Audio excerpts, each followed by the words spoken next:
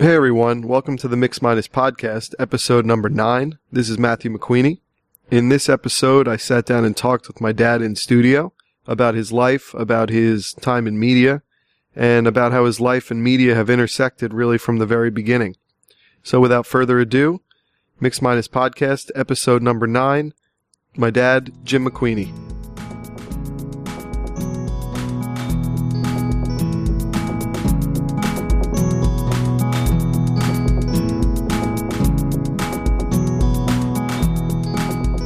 Media communications and storytelling are kind of the organizing principle of your life.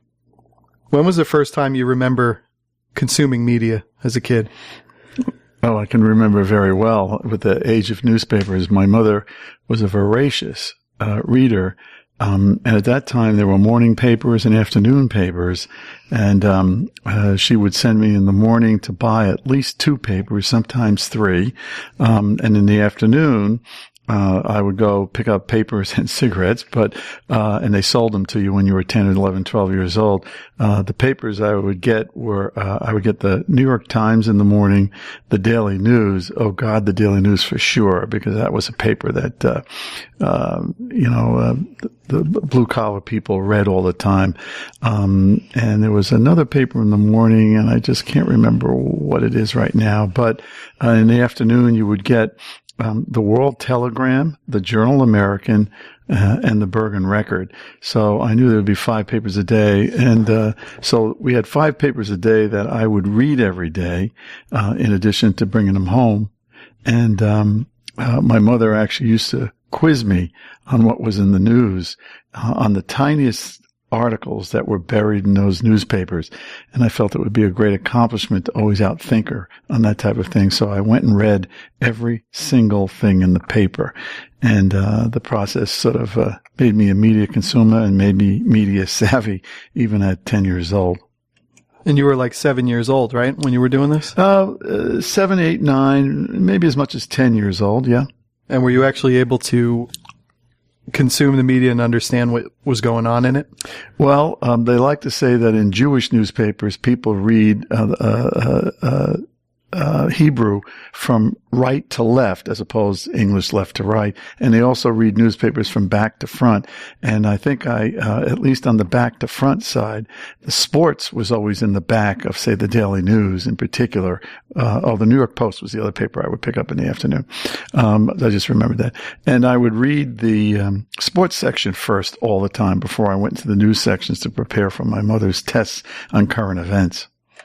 I always thought that sports actually teaches you how to consume media because you're watching it and you care about it so much that when you actually are reading the way newspaper writers are writing about it and kind of how they're analyzing things and the different ways they're going, it kind of acts as an analog to allow you to understand how the real news world works. Oh, absolutely. Absolutely the case. And I can remember, I used to admire how, sports reporters would write, especially a sports writer by the name of Jimmy Cannon, who used to work for the Journal American and some other newspapers.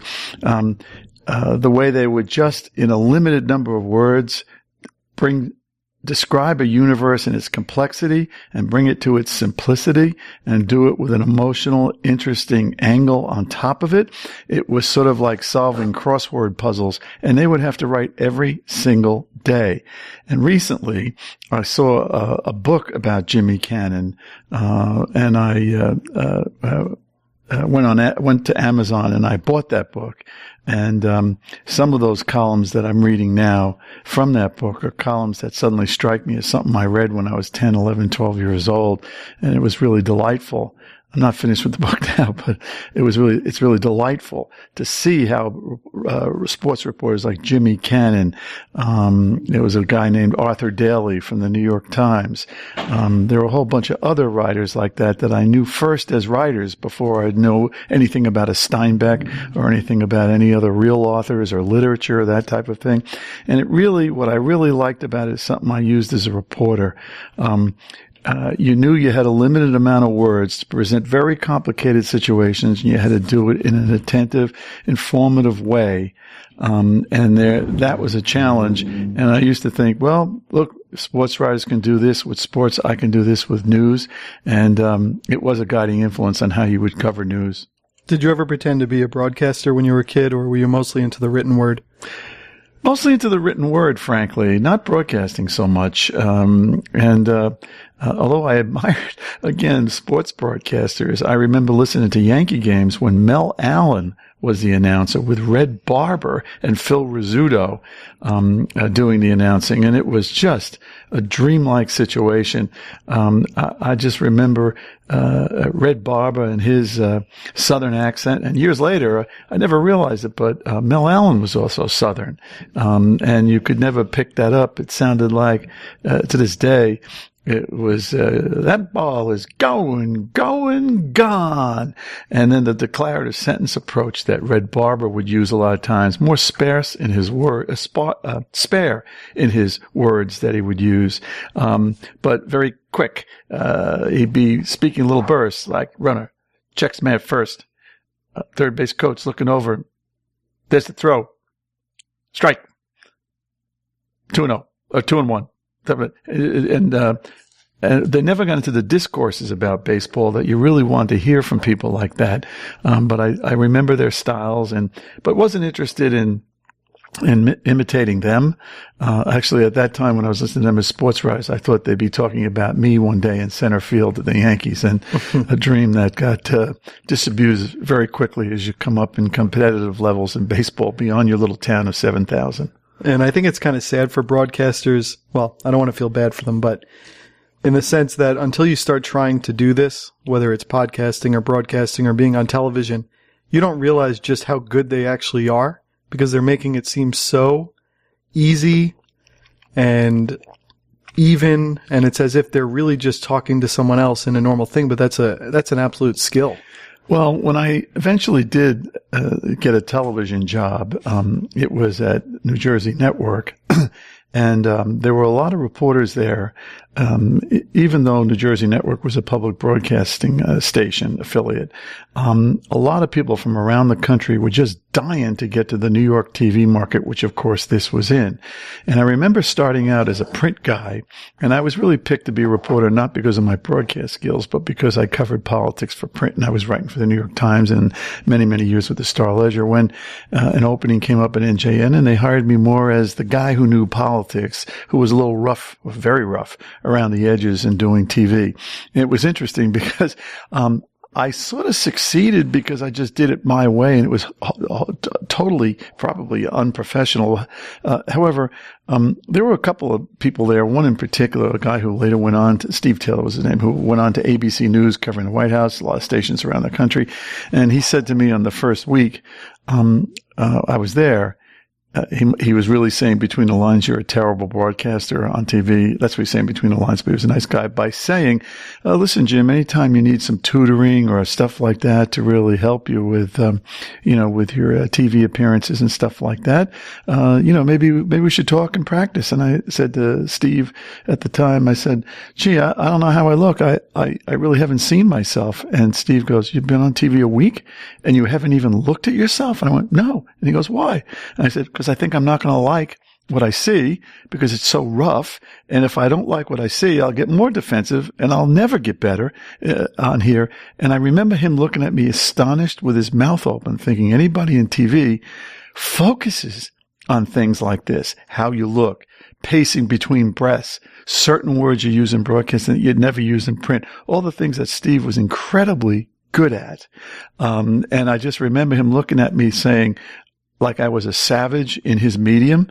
And he later went on to become a very good friend of mine. He was very generous in his professional talent, offering it up. However, he did look at me and say, I don't think you should change too much because that's an odd approach, but it might just work for you. And I think over time, even he conceded it really, and many, many years later after being on TV, it kind of worked, though I wouldn't consider myself anywhere near a professional broadcaster. And to your point, how talented people are or have to be in broadcasting beyond the ability to get the story in news or sports, to get the story, they have to deliver it in a way that's infinitely more complicated than being a print reporter. And as a print reporter, I used to think of myself as an elitist, thinking that it's much harder to get. I'm better at it. It's more serious than broadcasting. And I didn't realize till I went to television would have to go out to do stories what a logistical exercise it really is, and a complicated one at that, where you have to really know as a broadcaster so many more elements than you did as a print reporter. I'll give you an example case. I remember we would have to go out, and this was a day where it was crossing over from film to videotape, never mind digital on here. And when I first got there, I was there for just a few weeks, and they were actually film. And we would go out on a crew.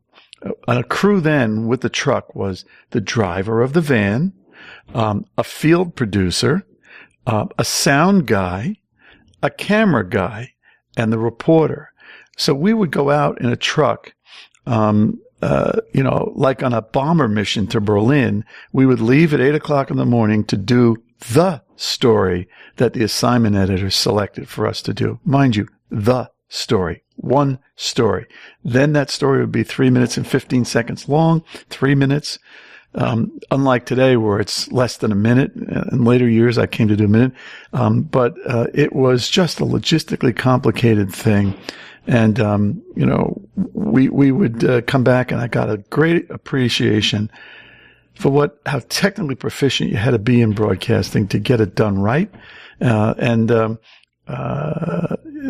job also, you had to go to the news places. You couldn't do it by phone. Things like that you do as a print reporter. You had to physically drive sometimes an hour and a half. Drive an hour and a half back. That's 3 hours on the road, 1 hour on location. And with all of that done, and other people you had to call, and other people you had to interview for the 3-minute piece, let's go 3-minute piece, you also had to come back and sit in the editing room. Well, by the way, you had to write your script before you went to the editing room. In the editing room, you had to cut a track, then an audio track separate. Then you had to go and you had to edit the film with the film editor. And then you had to hope you made it by 6 o'clock, because that's when we went to air. We sometimes had times where it was so complicated that in the beginning I couldn't make air, and they would just take the sound bites, and I'd have to sit on the set and do a live intro to the piece, which would just be basically me voiceovering from the set.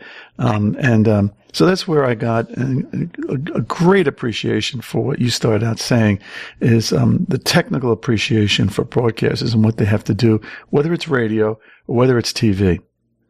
You were obviously quite poor growing up in a time when Bergen County had that, and you didn't really graduate. Well, you did graduate high school, but didn't really do much with college. How did you get your first opportunity in real media? Well, in a very, very funny way. My mother, to put us through Catholic school, 5 of us, she had to cook at the rectory of the parish and at the brothers' home, and at the convent. So they're all near each other on the premises, on the grounds. But in exchange for cooking those meals and being the cook, we got our tuition taken care of. So I used to walk to pick my mother up after dark in the winter in particular, and I'd be there to walk her home. We didn't have a car. Again, as you mentioned, growing up on welfare, father dead when I was in high school. And so I used to sit with the priests while they were finishing up their meals. The rectory was the last dinner my mother would make.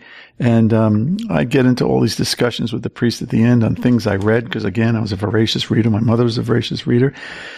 And that went on for many years, actually, and I became very friendly, and I would duel with the priests over things that you were supposed to be reading by going to college and things like that, which I didn't.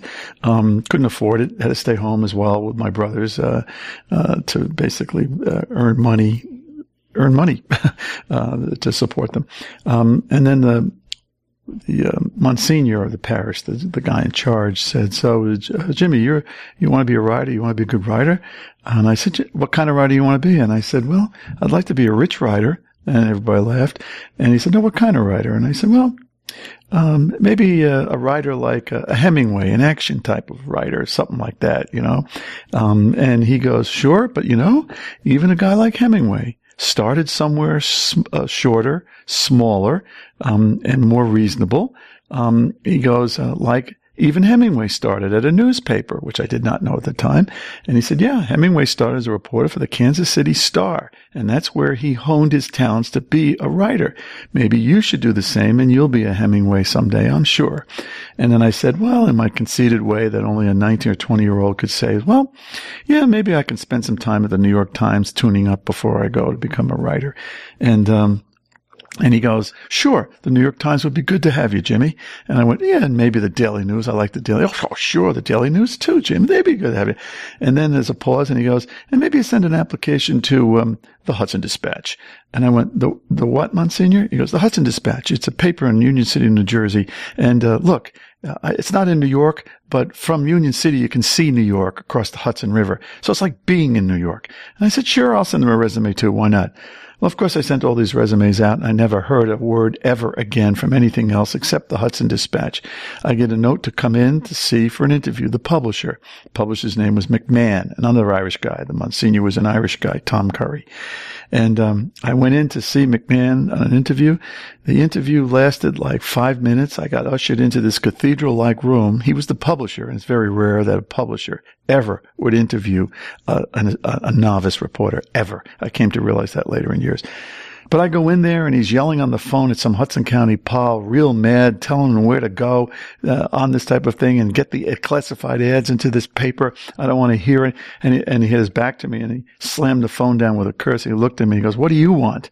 And I said, I felt like the cowardly lion before the Wizard of Oz. I went, I'm here for the job interview. And then he goes, "Oh, right." And the only question he asked me, "Sit down. Tell me what you read." That's all he said. And then I started, because I read everything, loved to read, knew everything. I went on, and I was like a dribbling idiot. And then after about 10 minutes, he goes, enough. He says, we'll give you a call if an opening comes up. I think, I failed in the interview. I walk out. And Monsignor asked, well, how'd the interview go? And I said, I don't know. All he did was he asked me how I read, what I read. And I told him, and I think he got bored of it, and I think I blew the interview. So Monsignor Curry said, you never know. So I get a call a few weeks later to come in. I'm hired. I'm ecstatic. I see the Monsignor. I'm still picking my mother up at that time from the rectory. I see the Monsignor. I said, Monsignor, the Dispatch hired me. And he goes, well, doesn't God work in mysterious ways, my son? And I said, yeah, maybe, but maybe they recognize my talent too, Monsignor. And he goes, of course. So it goes along like that. I'm working there for a month, and then I get called in on a mistake. I made many in the beginning, and that's how you become a reporter, making mistakes, learning more from them, adjusting. But I made a doozy of one. I get called in by the editor who I hadn't even spoken to in the month and a half I had been there laboring at the paper. I get called in. His name was Francis Oliver, Mr. Oliver, they called him. I walk in, knees shaking again, cowardly lion before the Wizard of Oz. I walk in. I say, yes, Mr. Oliver. And he goes to tell me the mistake I made and what wasn't I thinking. And then he makes a comment and he goes, listen, we expect more out of Tom Curry's boys when they come here. And I looked and I realized, oh my God, Tom Curry got me this job. And then I went literally that night, go to pick up my mother again. I see Monsignor Curry, and I said, Monsignor, you got me that job. And then he said, well, maybe I got you the job, but you're going to make something of yourself with that job. That I can't help you with. That you have to do yourself. But you know what? You are going to make me proud in what you do. As I went on my career and stuff, Monsignor Curry passed away sometime before that. But I thought to myself, the anonymity of giving and that kind of thing, how nice it was to be the beneficiary of that. Maybe I, in hindsight, truly wasn't that good to be hired even by the Hudson Dispatch, which wasn't exactly a reputable paper. People in the county, it's no longer around for 20 years now, but people in Hudson County used to call the paper the Hudson Disgrace. And there were a lot of reasons for it, but I'm happy for the reasons they gave me that made me a better reporter, that let me go on after that through a succession of things that led me all the way to the White House and television in New York. How important is that unsaid humility, though, not humility, but to be humbled in the way that you find out that someone was doing something, and then it kind of, there's many times I think in life where you get humbled at those different levels that you reach each next level, and you probably learn a little bit from each one. Well, I don't know how much it is about humility, because when you're in a profession like journalism, it reminds me of that saying about someone who was a little conceited, and they said, well, he's humble, but he has a lot to be humble about. And I always remember that, because I think when you're in journalism, there's so many great things about it, but one of them is you're always a barrel that has to have a bigger hoop, and you have to grow into the barrel, and the experiences you get are exponentially above your pay grade so quickly, so often throughout your career.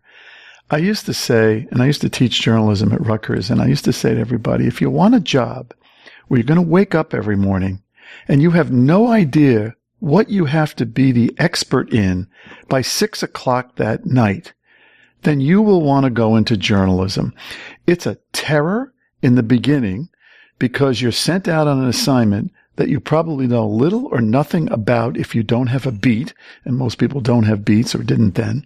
And you would have to start from scratch trying to determine who's lying to you, who's disguising information, who's shading information, where do you get that information? How do you put it together when you get it to get some semblance of the truth? You realize how quickly how relative truth is, in whose eyes what is truth. And you need to do all this in the course of a day, that you might get the information on the story to start at 10 o'clock in the morning. You have to get in. They might determine during the day this is a front page story at the story editor conference, when they find out the story before they see the story, before you've written it. Just the interest and angle of the story will determine where it's on the front page. And many times you're scheduled to do a front page story, and you're told that about 2 o'clock at the story conference. And now, whatever you have or whatever you don't have, you have to have it ready to be a page 1 story by 5 or 6 or 7 o'clock, so that you have your story conference with your editors, and you have the first semblance of a lead to go as a slug, they call it, that they get to see as editors in their final story conference. If you bring back something that they had slated for the front page, and you come back and you don't have it for the front page, or you may not have it at all, that is not how you advance in journalism. Case in point, I got sent out one time, again, at the Dispatch on the Marine Corps training camp of newspapers, but I got sent out on a story that was determined to be a front page story. Try as I may, everything I did, I could not find the facts that would support this being a front page story. In fact, not even a story at all. And that happens sometimes. So I came back a little earlier, about 4 o'clock, to see the city editor. And in the newsrooms for morning's papers, basically the newsroom starts to fill in around 4 or 5 o'clock, 6 o'clock, and then it's full activity till about midnight. So at that point, the newsroom was half filled.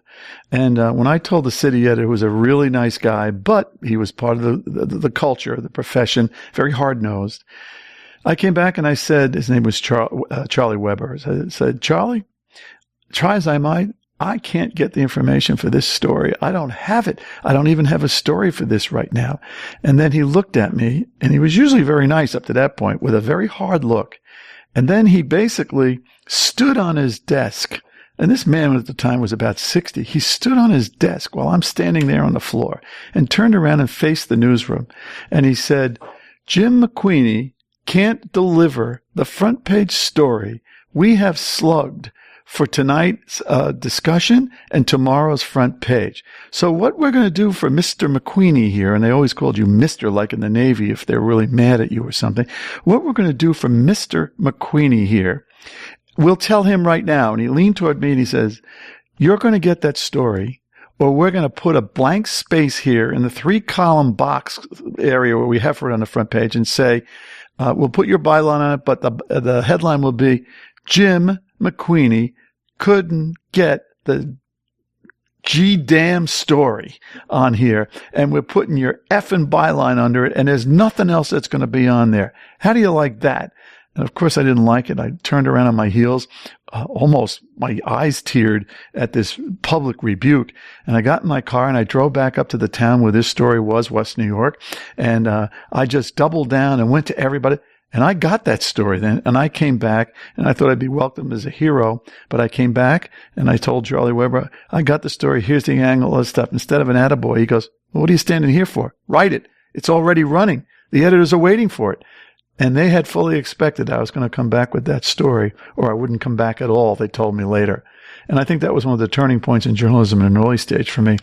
And it's changed a lot since then. But again, to come back to the accountability of journalism, the personal responsibility, the challenges, it's not for everybody. And if you're uncomfortable venturing into things that are above your pay grade, maybe even above your knowledge, you will not like journalism.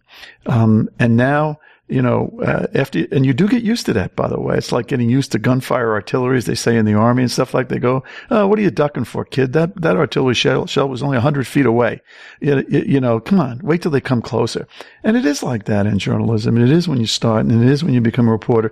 And after a while, and this is not to be heroic, probably the same in any profession you pick, but this is a public profession. What you do in your work is read by tens of thousands of people the next morning. And it's commented on if it's on TV that night. And if you make errors, public officials rebuke you. Your editors rebuke you. And your professional career can be ruined by something might be seen to be made up, which of course you would never do, but people have done. Or you get it wrong, factually wrong. And even if it wasn't your fault because someone was hiding it from you, it is your fault because you didn't get it. Immense responsibility being put onto you to deliver it. I found it challenging. I did find it invigorating. I found it harrowing on many occasions. But again, you just get used to this over time. And I think that's the threshold by which you become a pretty good reporter. You never become a great reporter because you're always going to meet something that you screw up, honestly. And, but you become a good reporter where your batting average is like 300 rather than 350. And maybe you're hitting like 20 home runs a year and maybe 80 RBIs. That's a good streak rather than 100 RBIs and 30 home runs. It's hard. And, but you feel good when you've done the intensity of this through the course of a day, when you submit your story in your car riding home, either if you're in print and it's going to be in the paper the next morning, or if you finished a TV show and it was just on, you leave and you go to yourself, oh, I hope I had everything. Oh, I hope I have everything for the morning. It's quite a thing. It really is. And you see that you did the best you could do in the course of time you were given and the limited restrictions and the people fighting to not let you get the story. That's a real thing about journalism. It's just not going out and collecting truffles. It's going out and trying to collect truffles with people beating you with sticks to keep you from getting the truffles. So it's quite an accomplishment. And you feel daily accomplishments in journalism that sometimes you really don't feel in other professions of people I know who've gone on to other professions. It's not a daily accomplishment. Now you might not get paid as much as your friends who go into other professions, but there's something about that feeling of accomplishment when you've done the best you can in a very public way. The best I can liken it to is people who are on Broadway who have to perform every single night, and they're judged that night in the present tense, whether they did a good job or a bad job on there. But in that world, too, they go home after a performance feeling they nailed it, they didn't nail it, but they had to come back the next day and do the same thing at the same level of public scrutiny. Had you ever understood the concept of corruption before working in Hudson County? No. Not at all. I mean, as you said before, I grew up in Bergen County, literally near the railroad tracks, on a poor area here. But Bergen County was kind of a rich area. The politics to poor people really meant nothing because you were never a part of that process. So you didn't have to think that much about it. And I suppose my growing up was fairly sheltered. Again, it was around a parish and Catholic schools and growing up brothers getting a job and that kind of stuff. So I didn't really know about corruption until I went to the Hudson County, the citadel of corruption. Corruption was rampant. And my introduction and by the way, many parts of my own paper were corrupt. Many times when you would get stories that caught somebody in some fashion or other doing something corrupt, politically or financially and the like, you'd have to come back and your own paper would be reluctant to print that story. And I found out in later years because some of those editors were taking public relations money, as they called it, from many of those politicians to write press releases for them in, quote, their own time, as if the things aren't connected to each other. And so you had to surmount that hurdle many times as well. And it became very, very, very challenging a lot of times. And but the corruption was almost a caricature of itself. one of the reporters on the paper, an editor actually, I guess he'll remain nameless for the sake of this discussion. He was an older guy at the time, been around the block, covered politics. He had a political column.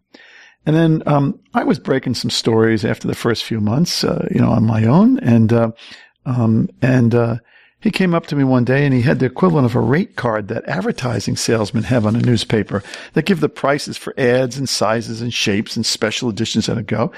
And on this one, it had the masthead of his column. He had a particular column, a political column that was done in Hudson County.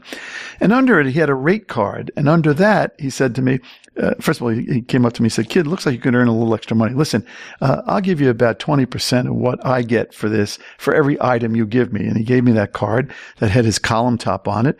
And there were no advertising with this column, but he had little things that said, "Nasty word against your opponent, $20. A nice word about you, $10. It was those kinds of categories. And I looked at it and I said, "What's this?" And he goes, "It's obvious. You give me stuff that write a column against somebody or comments against somebody. If they paid for that, you get 20%. Something, they want nice things about themselves. You get 20%. You sell it for the item. Don't discount, kid. That's not right. That's cheating on me," kind of thing. And I looked slack-jawed at him and I said, "Have you been doing this long?" And he goes, "Oh no, I inherited it from the guy in front of me 10 years ago."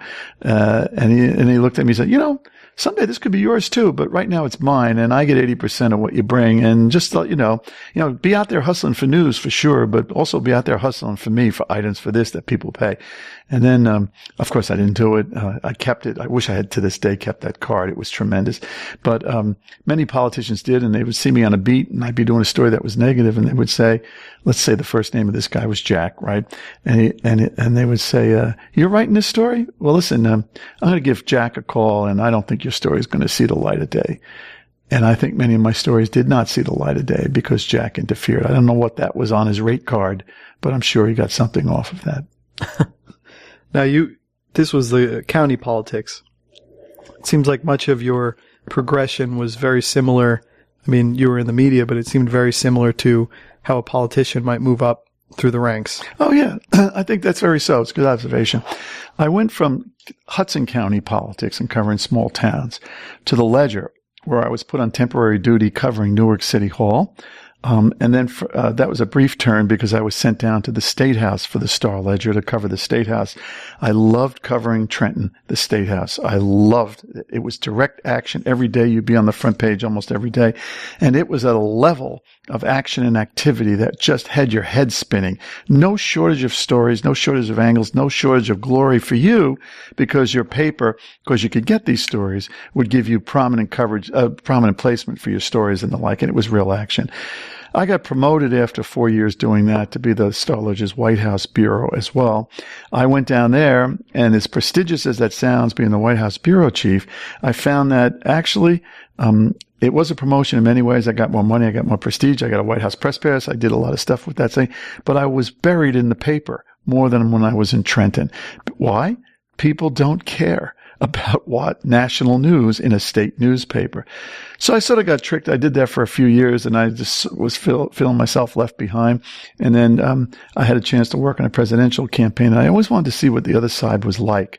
And so I temporarily left the Ledger to take a leave of absence to work on a presidential campaign, which was great, and I really loved it, and I got to see the things I wanted to see.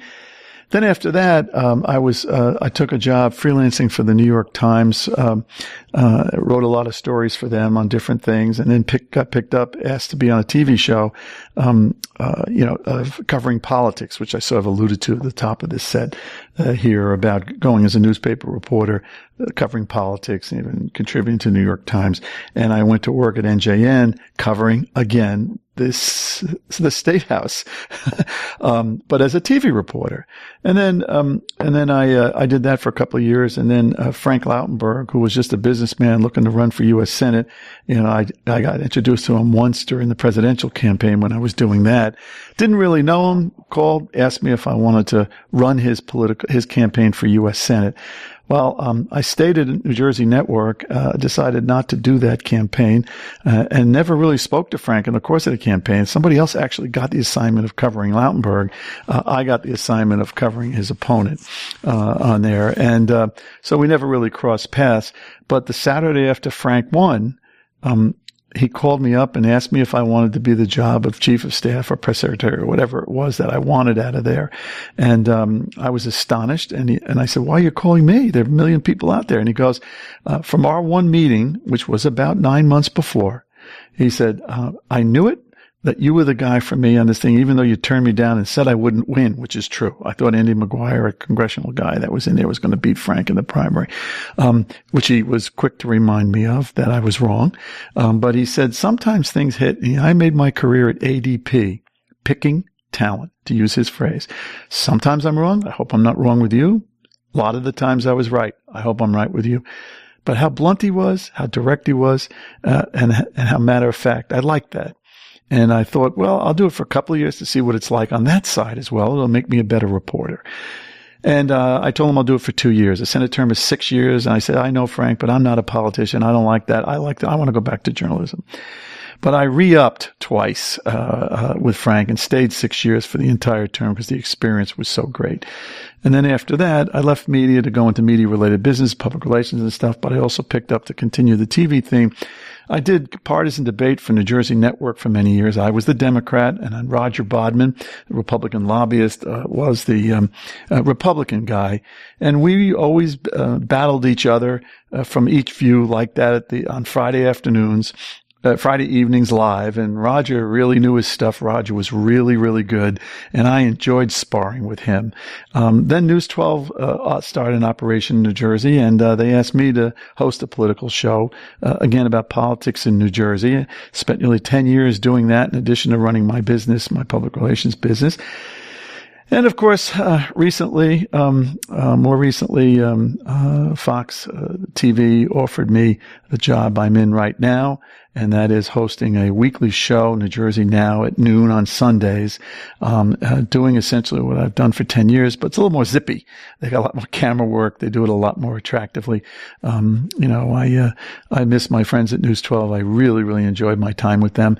But this is a different step, different time, and a different type of program on here. And, I've enjoyed doing it. So there we go. The tour de force over the decades. Yeah, I think you've probably read Malcolm Gladwell stuff or his books, but he just kind of always talks about, well, he doesn't always, but he had in his book, I think it was The Tipping Point, about how many people come to success because they have the right skills at the right time in life, and then they're able to kind of make these things happen. Did you kind of see that? And did you see a lot of the building blocks just going on top of each other? Another word for that, it's called synchronicity. And he's exactly right. And look, I had rudimentary skills that happened to be reading and understanding the media before, without any real formal education, which is kind of funny. I don't think that, just like people who pull up to gas pumps to get gas, that doesn't make them a mechanic. And just because I read newspapers as a kid to the degree I did and quizzed by my mother, that doesn't make me a good newspaper person. But really what happens is, I love that phrase that they always say about sports. You got to be in it to win it. And I used to think to myself, it was more important. I still believe this way. It's more important to put yourself in the field of play, whether you're prepared for it or not. And even if it's not the direct field of play, be in an allied field of play. Don't kid yourself to say that some miraculous thing will pull you out from something that earns you a lot of money or is not related. And it really doesn't happen that way. It happens more along the way of people you meet, people see the job you do. Personality is a big factor, but not a dominating factor.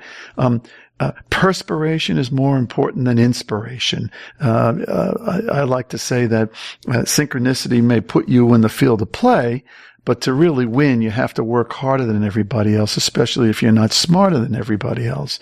So, I kind of made it a rule, as crude as it is. I would be first in everything that I had under my control. I would be first to know about news in the morning. I would be first into work by far. I would be first to always go after things. I would stay at it longer. I used to joke, the secret to success is to be firster and longer. That puts you physically in the presence of the things that can make you successful. And that's a little different than actually doing the things that can make you successful, having the expertise. Being there, doing there, be amongst it. And somehow that is a bigger factor than the things you actually do. I mean, the things you actually do have to be good enough, frequently enough, but they don't have to be perfect. And they don't have to be every day. What happens is, again, you're on that field of play, good enough. You have to be in it, the issue, to win it, to succeed. And it somehow does work. It's just not that complicated. He was right in that book. He really was. And the examples that don't work, which probably are many for people who followed that advice or what I'm saying, there probably are many, but they're not as many enough that should deter you from taking his advice. Be in it to win it. And for me, I'm half a life from yours, but I find that as long as you're doing things that interest you and you're going full bore into them, you might not succeed in that thing, but the work you put into that thing might inform whatever your next step is, or might come to a head with something else you're doing, and then all of a sudden you're in that place. So you never want to say, I'm not going to do this because it's not going to be successful. I have always said, and when I was teaching college, I said at Rutgers, I would tell my students, it is far better to fail at what you love than to succeed at what you hate. And I see on the latter, to succeed at what you hate, there's one unique profession that I, over the years, have seen more people hate it, as respected as it is, and that's law, being a lawyer. I see more people who went for the prestige of law because their parents wanted them to do it or whatever at a pivotal point. Society respects lawyers or respected lawyers. I think they still respect them. So the field got glutted with people, many people who don't like what they do on an average basis. How do I know that? Why? Because when I run a company of communications people, I have 1 million lawyers who are always coming to get out of their profession, really talented, that want to go into my business, communications, public relations, crisis management, that type of thing. And I often ask them, well, why do you want to leave a job that's paying you twice as much for one like this, where you might not make that immediately in this profession? And they invariably say it's because they hate what they're in and they should have not gotten when they're in. So I always say, and I always do this, did it myself, better to fail at what you love than to succeed at what you hate. And that's sort of one of those aphorisms that you can laugh at, but I found it to be one of the most true things that makes life more enjoyable on a daily basis.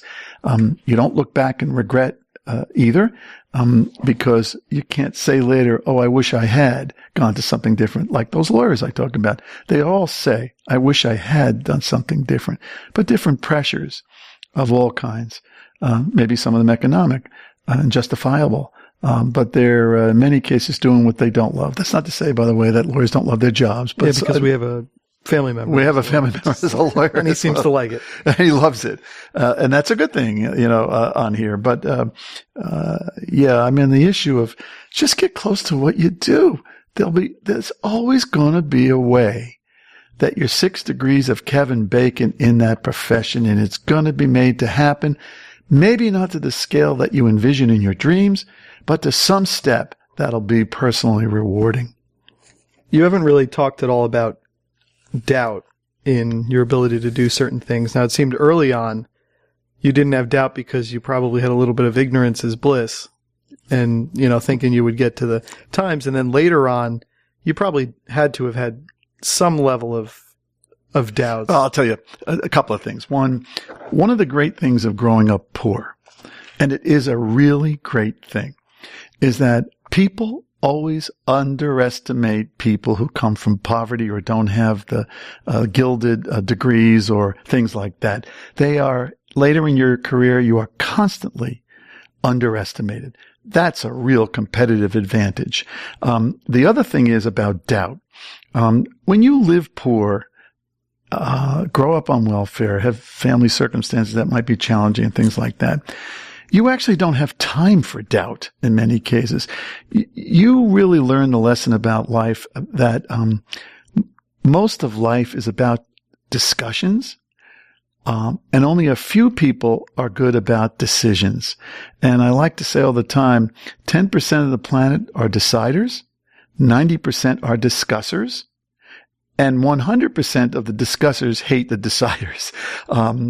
Deciding is a tough business, but when you're poor and you grow up where you don't have a lot of choices, but you have to make them instantly because there's no fallback and no safety, you learn to make decisions early on. And by doing that, I found out later on in life, it was the type of trait that helped you become a journalist. I could do daily triage at a level that intensely educated, high-degree people found it impossible to do because they actually thought out things to more logical extremes, philosophical extremes, emotional extremes, looking at it through their own prisms. I was like, had no sentiment about these types of things, and probably not a lot of great deal of thought that was being given by others. I did triage on a brutal basis, and it let me go through and chop through news real quick and get to the bottom line. Did I probably leave a lot of stuff out in my stories like this? Yeah, I probably did. But did I ever miss a deadline? Can't ever recall that I did. Did I ever miss stories because I wouldn't be able to chop through them and get to them? Very few that I can recall, because everything was always a default choice to a decider. You move on to the next thing and you're like a cyborg. You move. On doubt. I had the biggest doubt of all when I got promoted from the covering City Hall in Newark to the State House. And a life lesson was taught to me about supervisors there that I tried to carry on later life myself. But I go down to the State House. Now, I was pretty good at getting stories at different levels. The State House is a whole other level of complexity, intensely complex. And the Ledger covered that State House like IRS auditors would cover a tax cheat. We were aggressive. We were suspicious. We had to deliver a product to the front page, especially for Sunday stories. We had to come up with big, fresh news stories because we were competing against the Daily News and the New York Times in New Jersey at the time in the newspaper war. So there was immense pressure to come up with stories. I'm there for, I would write stories every day when I first went down there in the spring of that year. It was a raw winter and the winter matched my mood. I'd write stories and I thought they were terrible. I thought I was missing points but still I would see them in the paper, generally the way I wrote them with only a modicum of editing. And I would say to myself, well, I guess I'm not doing too bad, but I knew in my heart I wasn't doing a good job. And I would crawl out of that State House at that side door in the State House to the parking lot sometimes at 8:00 at night to get my car and go to my lonely apartment by myself up in Hightstown, New Jersey, up the turnpike. And I felt I was fleeing the State House. I was a fraud. I was sending stories that got printed, but they were just terrible. I knew in my heart they were terrible. They didn't really cover the story like I was used to covering it. This went on for, oh my God, maybe 2 months. You got to understand, every single day you'd have to write 3 or 4 or 5 stories for the Ledger then. So this went on every week for weeks after weeks. And my editors would call down and sometimes quibble and argue, but they weren't terrible, which was the first tip about something. And then I had a real good story about the budget, found out something here. It's a detail that's long lost to history here, but it was a really good story. It made the front page. And then the managing editor, who was the guy I reported to up there, who was very, very tough. He was a tough Ukrainian, a Marine pilot, and we used to call him the Crazy Uke because he would just dress you down like a drill sergeant on things. Whether you had to come up to Newark to get dressed down or over the phone, you'd have to hold it 3 feet away from your ear. He yelled so hard. And I was at the other end of many of those yellings and beratings because I wasn't really delivering what I felt and probably any professional felt was a good story. One day I cracked this story, which was a little tough to get. I get it. And Andy said to me, after praising the story, which was a very rare thing at the Ledger because you were like in a factory, you just had to produce all the time, and that was the praise you were supposed to get, production. And he said to me, now, see what we get from a reporter who's cultivated over 3 or 4 months. If I told you how bad your stories were 3 months ago, you probably would have walked out that State House door got in your car, driven away, and not shown up for work. Didn't you really feel that way? And I was astonished that another human being could read into another one something so precisely accurate. And then all I could mumble was a feeble yes. And he goes, that's how we make reporters here at the Ledger, which was almost like the Army. And he goes, now you've gotten this one. This says you've made it here. I'm still going to yell at you for your stories. You sometimes get a little lazy, but I want you coming back after I yell at you. We okay? And I said, Andy, we're okay. And I never forgot that. And that was the deepest doubt I ever had. And maybe because of the way they treated you at the Ledger like that, it was a case of moving forward with confidence, both on the paper. I ended up as their White House bureau chief. And then moving on from there to almost everything else. I'd have to say, and it's not conceit, it's just that when you go through the fire, it tends to burn away the doubt. It's actually interesting because we were talking about Gladwell. I don't know if you saw, he has a new book about David and Goliath and the underdogs. So that'll be an interesting one to look at. But well, don't more of the underdogs win? I think so. Yeah. I mean, whether it's a real underdog or whether it's a perceived underdog, they just have a chip that they're able to play with that really works to their advantage. But the thing I wanted to say is a lot of people might think when you're coming up through news and then you become a business owner, that they're two distinctly different things. But really in the progression of life, it was just another decision that seemed like the next right decision. Yeah. First of all, I never, ever, ever considered myself a businessman, ever. Even now, I don't feel that way about myself. I guess in my head, I feel the amount of time I've spent as a journalist is the most dominating thing growing up, and even in a career, and something I really did and do enjoy the most. Business, moving over to business was, as you say, it was almost like an obvious next step at the next level that seemed the next lily pad to step onto, and it's one of those things where I felt it was a continuation of similar work, but it's more challenging. Now, I didn't become an entrepreneur overnight by any means. I had a mentor in a field, in a business that's very tough, crisis communications, public relations. And I had a lot of offers after I left the staff of Frank Lautenberg, a lot of them, and many of them very lucrative. But I ended up picking the one that was the least remunerative. It was very good, though. I mean, least remunerative, because of two things I felt. When I went for the interview, I went into the place. It was a public relations firm in my hometown in Oradell. And I went into the place. The guy that ran it was really nice. He was experienced. He knew the way things worked. But I noticed everybody in all the offices had white hair or gray hair. And I thought to myself, while this is not the most remunerative offer, this is one if I succeed very well, fast. And I was kind of used to that in journalism, working harder, longer, faster. That maybe I can actually own this company in a period of time that's not a long time. And I remember looking at their white hair and gray hair, and there was not any bias against them. I thought, I don't have gray hair. I'm not going to have gray hair for a while. Let's pick this job out of all of them. And it may sound crazy, it was in my old hometown where I grew up, which is very important to me. And I thought to myself, I can walk to Schreiber's Delicatessen and have that great potato salad and a sandwich while sitting by the side of the river in town a few blocks away and have my lunch every day where I used to swim as a kid under the pine trees there.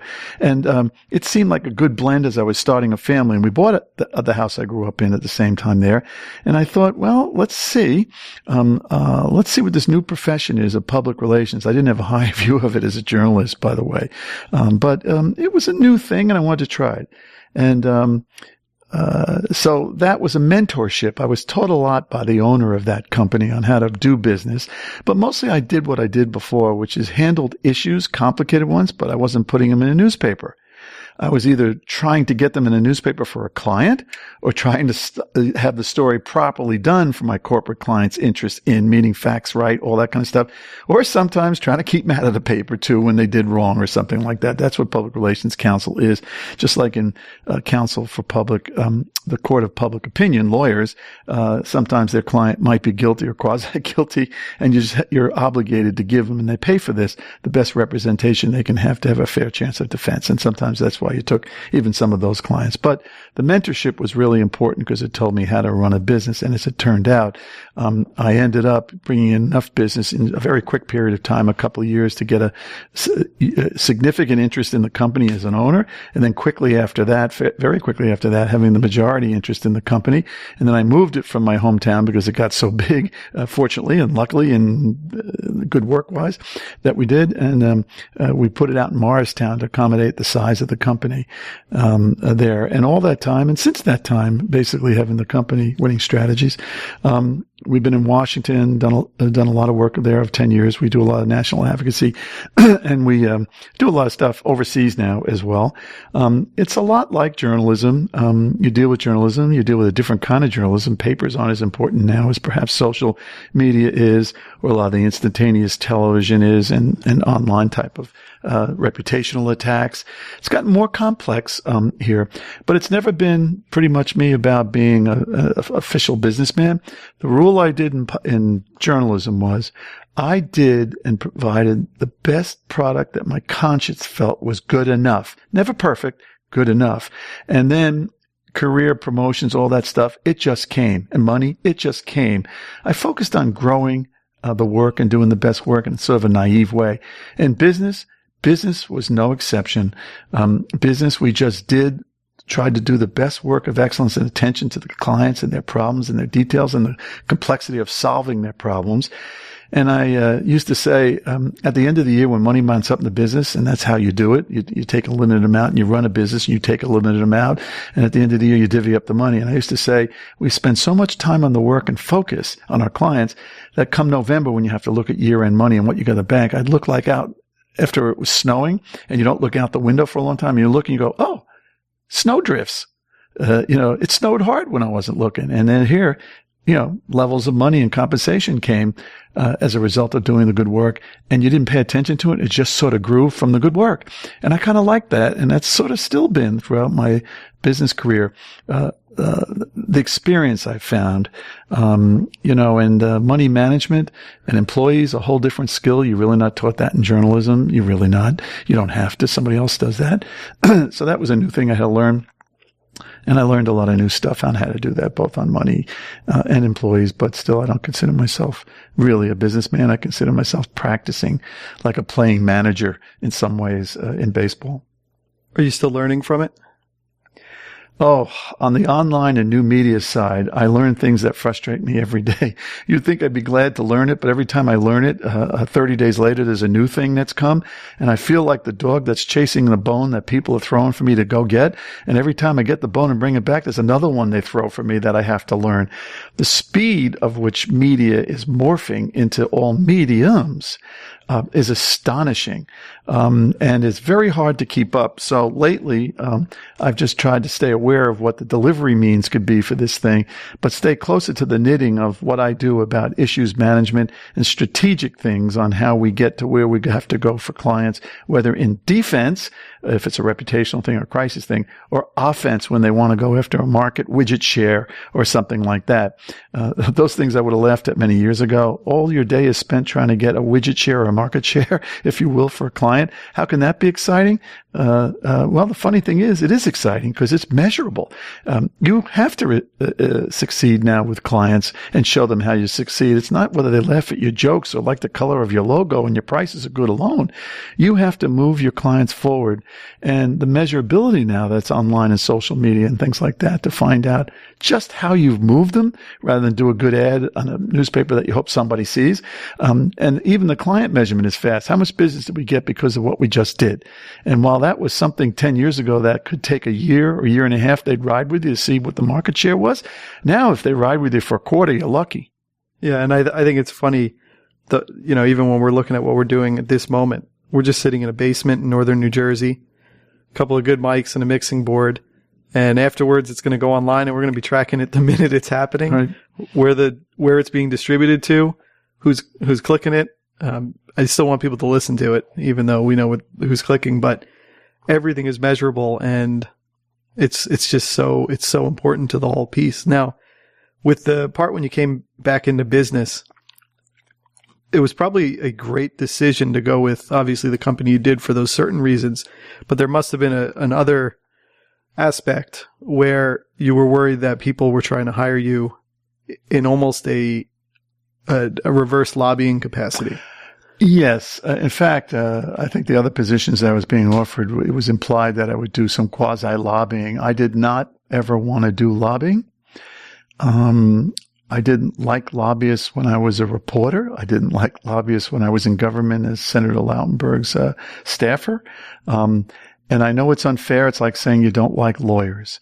Maybe it's good for them, the ones that like it. And I know a lot of good lobbyists who are very good at presenting the case in public opinion in the legislature and stuff on behalf of their clients. But the reason I don't like it is because I've been more on the journalism side. So, I wanted to stay solely focused on public relations, media, communications, and consulting with corporations in times of crises. And did not want to be the one that basically had to be dealing with the politicians, which is a funny thing to have an aversion to in business when my whole life has been spent dealing with politicians on TV shows. And I like them, and I often commiserate with a lot of the tasks they have today and the expectations that are put on them. We want honest politicians, but we refuse to pay them money. Real money. I don't mean pay them grotesque amounts of money, but when office holders are getting a few $1,000s to be local trustees for your town government, and then people criticize the health benefits that are getting it for it. I mean, where are you going with this? This is like nihilism, destroying the whole foundation. Politicians who are criticized politically for, like state legislators, they get a decent amount of money, $50,000, $60,000. My recollection is here. People would like that kind of salary, even in a rich state like New Jersey. However, what's not realized is that these people have to do this. This is a part-time job, supposedly, in the legislature. Part-time job, but they meet every Monday and Thursday for sessions, and many times for committee meetings, and many more times for things in their district. They probably put 300 days a year into their work. And people don't understand this. They have regular jobs on top of it in the legislature, meaning this is part-time. There's a good argument being made that maybe they make that a full-time job, and that would encourage more average people to get in the business of this and be in the legislature. I actually think that's a good idea. People can take sabbaticals from their jobs if they want and things like that, and live on the salary the legislature pays, but raise that salary to a number that would compensate for. It's like teacher salaries. People say, "Oh, you're off for the 2 months in the summer. Why are you paid so much?" Well, hello, we have a teacher in our family now, and you see they work 12 hours a day. They work even in the summer, getting extra education for what they want to do. If you got paid by the hour as a teacher, it'd be pitiful. You might be subject to minimum wage violations, right?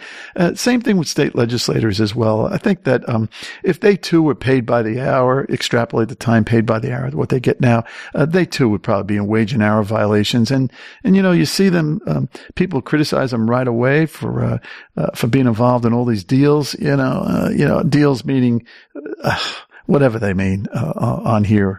And, it's sort of like the logic that you see, people deny water to a person.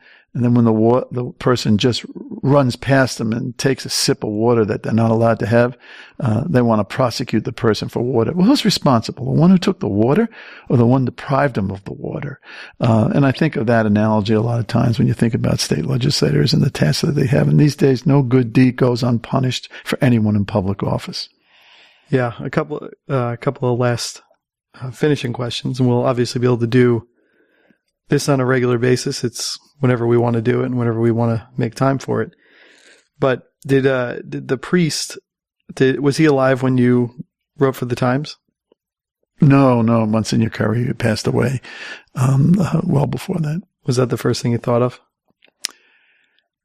I think of him a lot, actually, in ways that you try to repeat that behavior with other people who I have mentored over the years and other causes I have helped. You know, you keep it quiet and you think to yourself, it's a Monsignor Curry move. Yeah.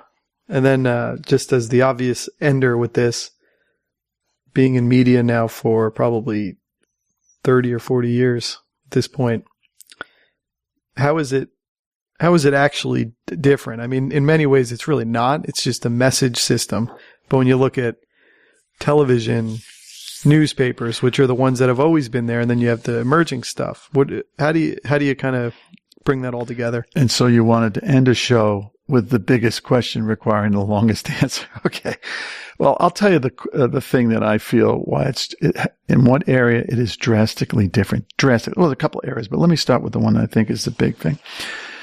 It used to be that news went at the pace of how quickly you could pound ink onto paper and physically put it in vehicles that could distribute it in stacks the next morning. An 8-hour, maybe a 10-hour exercise before the news is consumed by you. Now news moves on electrons at the speed of light, on fiber optic type of things like this. The good news is that you get news in the current tense on this. The bad news is it's subject to very little interpretation. It's subject to a lot of reactions that are often precipitous and wrong. And you are guided increasingly by people who take advantage of this with the polarity of debate that exists right now, both in politics and in all the TV shows you see that are news-oriented. Fox versus CNN. Everybody's got to be there first with something. So many times they're wrong. And yet they don't feel being wrong quick really hurts people. Well, it may not hurt a lot of people, but one day it's going to hurt everybody bad when it involves international relations, making quick decisions and presumptions on things that aren't proven out fully. Yet you're making big decisions. It's not unusual now for a president or his cabinets or advisors to be watching in a crisis 3 to 4 TV screens with live things. And instead of relying on their judgment, not to the exclusion of it, but, to their, CIA, State Department, other sources of intelligence that can put some mix of reality into what's the sensational or the immediate, they sometimes launch off of the imperfect reports by reporters who are competing to be first with the news, who feel that if they got it wrong, there's no real consequence except for a correction later. And the immediacy that's required for them, the pressure to put it from now, I think is increasing these mistakes and the pressure to get it out, even with sources that are dubious and not even connected. I think the speed at which media is being collected and given is a real big problem that is getting worse, not better.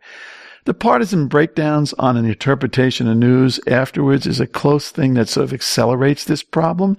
But at the core of it, it is just how to deal with the speed of news and how it's gotten and given right now.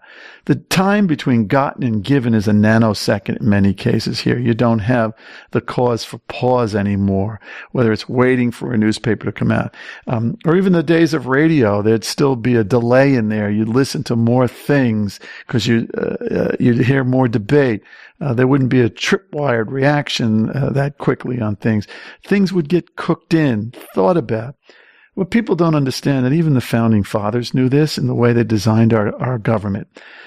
They had 2 houses, and they used to say that the House of Representatives is the steaming cup. The saucer under it to contain the froth in times of controversy is called the Senate. The Senate was designed to capture the excitement and slow things down. The Senate was never meant to be the driver of fixing things and leading things. And I saw what the government shut down. The House punted to the Senate to come up with a solution to fix a problem. It's the House's problem first. That's the way it was designed to fix first. That's the way the founding fathers designed it. And then the saucer for the cup is the Senate to contain the spill on here. And right now you see media whipping up the frenzy, both in the saucer and in the cup. And now I'm afraid that, again, the institutional reactions to things are even hastened in a way that's dangerous now as well, and incorrect in the case of the Constitution. Just despite the fact it was 300 years ago that the notions for the Constitution were put in place, it doesn't mean that they're still not right, even with the speed of media right now. Short answer to your question, I think is we haven't adjusted to the speed that news is retrieved now, that technology allows it to be done. We're almost like infants playing with sharp instruments here for this period of time. And I don't know how long this period of time goes on before there's some sense of perspective and how the news is being done, treated more carefully, and still avoid any notion whatsoever of censorship, which I'm 100% opposed to. Yep, I think the news needs its Senate saucer. That's really true. And, in England, they're trying to start up news councils for things like this and groups of people and stuff like that. And I'm opposed to that as well. Yeah, well, it's interesting subjects, and we'll continue to move forward with them in future ones. But thanks for talking here. Yep.